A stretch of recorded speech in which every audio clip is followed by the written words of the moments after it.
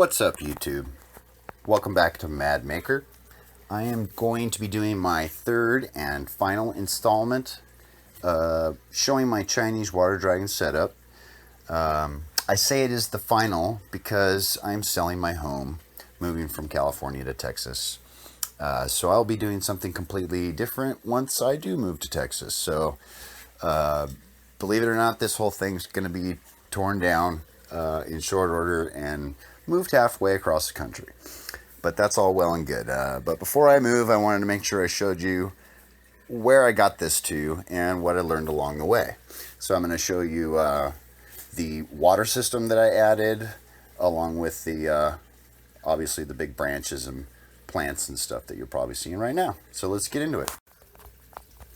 So starting with all the new branches, I got a couple of really big branches at my local reptile store, which I'll just warn you now, they're crazy expensive, but I guess totally worth it. They're pretty awesome. They're up on these big branches most of the time now. It just provides a lot of great climbing and basking that they just absolutely love. And I was able to fill in the top of the terrarium here, which was previously quite barren.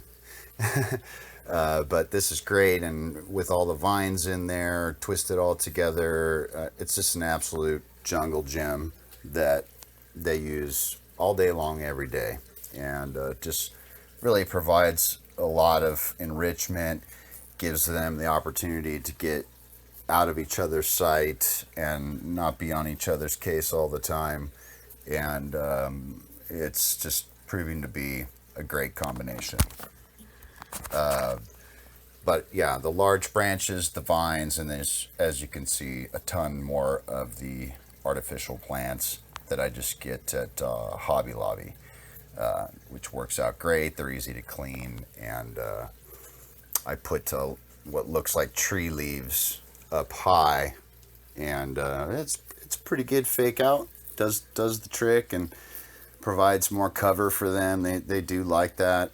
Filters the light a little bit, something to consider, but I added a 10.0 Reptisun 3-foot T8 up in the front, and that's pretty direct. So even though the leaves are filtering out a lot of the other bulbs, they're still getting it direct, and it's good stuff. Okay, so now for the water infiltration changes, which is probably way more significant. I added a water supply, so I have water pressure going to the terrarium. Okay, that's awesome, and I'm doing a few things with it. And then I also added a drain, because I was lucky enough to have a floor drain in my garage, like 6 feet away from my terrarium, which of course very few people, very few of you guys are gonna have, but maybe there's a bathroom nearby, or it's close to the exterior of the building where maybe it could drain outside, or there's probably other ways to do it other than this. But this was just a lucky, stroke of luck, basically, and an awesome addition, which I'll talk more about. And then the third thing is this sump filter that is an overflow filtration system that's kind of a borrowed idea from the aquarium world that turns out to be a really great option for a terrarium. So let me go back to the beginning. Water supply. So when I added the water supply, it enabled me to do 3 things. I added a misting system using that water pressure, going through a filter, and then I'm using a nice little timer that allows me to have it go off at whatever intervals I want for any matter of seconds I want, and works out real good. Then I also added, using the water pressure, a hose, which is just super convenient to have next to the pool when I do water changes, because I can just spray and clean poop off the branches, and it's just super nice to have. And I use it every time I change the water, which is every 3 days. And then The third thing it gave me was the ability to refill the pool after draining it directly, which is absolutely amazing. Makes it so much easier. No more carrying buckets back and forth or dragging a hose into the garage.